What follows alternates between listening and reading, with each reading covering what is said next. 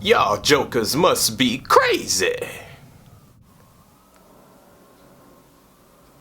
It's that shot. What's up, everybody? Today I'm gonna be talking about Suicide Squad. Talk about the good, the bad, the great, the not so great, and everything in between there. Suicide Squad is directed by David Ayer. It stars Will Smith, Margot Robbie, Jared Leto, Viola Davis, and a whole bunch of other great cast of actors that, bring this film to the big screen. There was a lot of hype for this film for me. I'm a big fan of Will Smith and I'm a big fan of the DC universe, and I didn't know much about the Suicide Squad, so I was really curious to see what their story was, what they were going to look like as a team on screen, and just overall was going to see how I was going to be entertained by this movie. And for the most part, I was entertained. This movie was very solid, had some great action. It was a good looking film, a bunch of talented, actors, everyone together on this project essentially, brought something very unique to this movie. Will Smith as Deadshot did a great job, was probably one of my favorite characters in the entire movie. He had a great balance of, well, I wouldn't say a great balance, but he was definitely the leader of the team, the main character, the person that you probably were rooting for the most. That's what this movie is about. It's about a group of bad guys who are brought together to do some good. Will Smith is Deadshot, the main character that, leads that team. Margot Robbie as Harley Quinn. Now, this is Harley Quinn's first time ever being on screen in a movie, and they did a really good job. Margot Robbie did a fantastic job as one of the lead women in this film. She was sexy, but not in a cliche way where it was just like, oh, look at her body. She was very like manipulative and crazy, and she just was definitely brought some greatness to the character Harley Quinn and bringing her on screen. And I really loved everything Margot Robbie did. I can't wait to see what more they have to bring forth as far as her character and what more depths they're gonna go into. Definitely did a great job with that. And they even gave a nice little flashback to her original costume, which I really got excited for when I saw it on screen. There was a scene with her and the Joker dancing, and she's in her original Harley Quinn outfit and stuff like that. It was really cool to see. The plot, I wasn't a big fan of how the story got going. The first maybe 20 to 30 minutes of this film is actually pretty great, even though it's very exposition. It's Viola Davis's character is her explaining to these guys who the Suicide Squad is, what each individual character does, and how they, I guess, sort of need them to come together to do this thing, to take on this certain villain, evil, dynamic, which we'll get into later.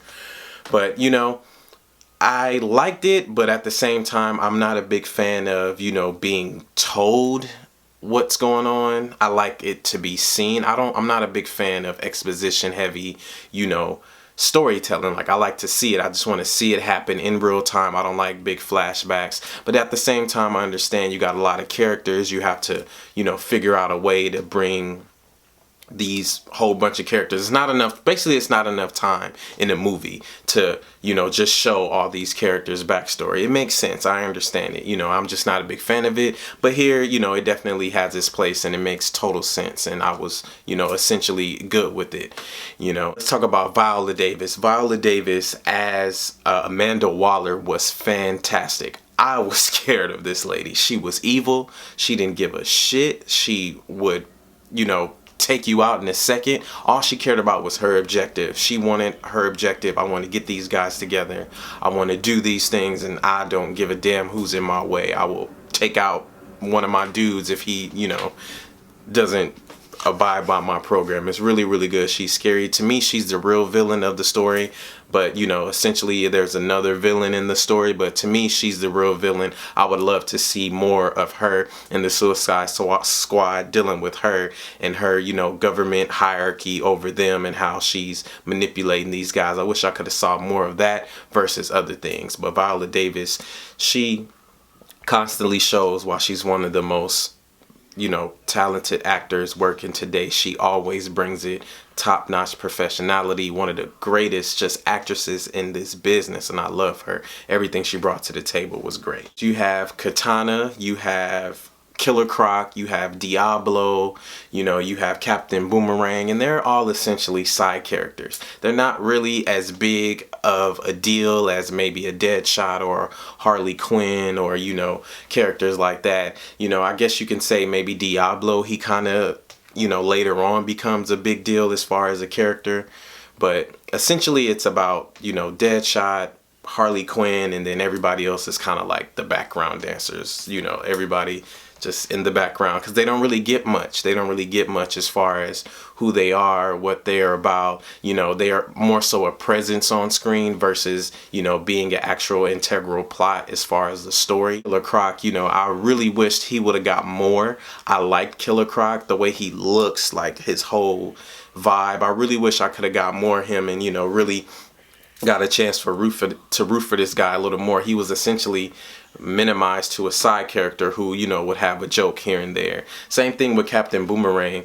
He was, you know, funny, had a funny presence. You know, Jai Courtney did a pretty solid job as this like badass crazy dude who throws boomerangs and drinks like, you know, beer in the middle of missions. Is pretty funny.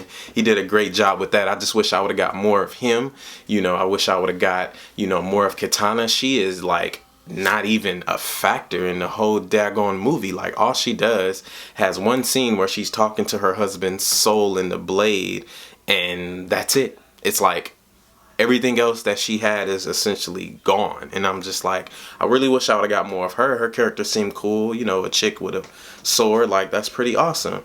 You know what I'm saying? And Diablo, he was essentially just standing there not wanting to do anything until towards the end of the movie, where he just went ape shit, and then you saw how powerful he actually got. And they do a really good job with that. But essentially in the beginnings of the movie, he's just there. Like, he's just there refusing to kind of fight. He's scared of his powers because of what it can do to people. You know, he has the spirit of the devil in him, so he can shoot out fire, and he's you know, has pyro powers and everything, and he's essentially a cool character. But it's just like, you know, he was basically sidelined until the end. It's like, all right, now we need you, come on in, do your fire stuff, go ahead.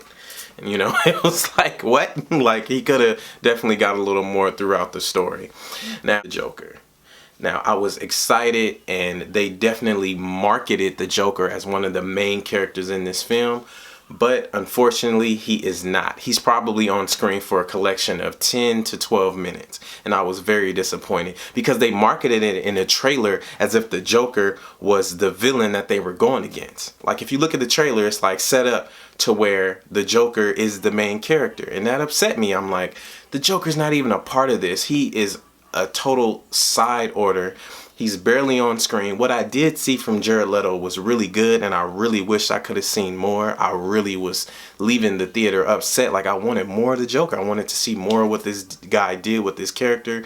It's such an iconic character, and I wanted to see this new incarnation of it. But he really just got freaking sliced out the entire movie, and I was really upset about that. That was one of the big issues I had with this movie, was how they marketed the Joker to be this big, grand character, and he was not even that much of a factor. All he was trying to do in the movie, literally all he was trying to do in the movie, was get his girl back, and that's Harley Quinn. That's it. They had scenes aside of him looking for her. Where are they now? Do you know where she is? Oh, like, that's all they had him doing the entire movie. They showed him in flashbacks of how they became Harley Quinn and the Joker, you know, essentially, and how their relationship kind of molded into what it was, which makes sense why what's happening in the present of him pursuing her, looking for her. But essentially it was like, I wanted so much more.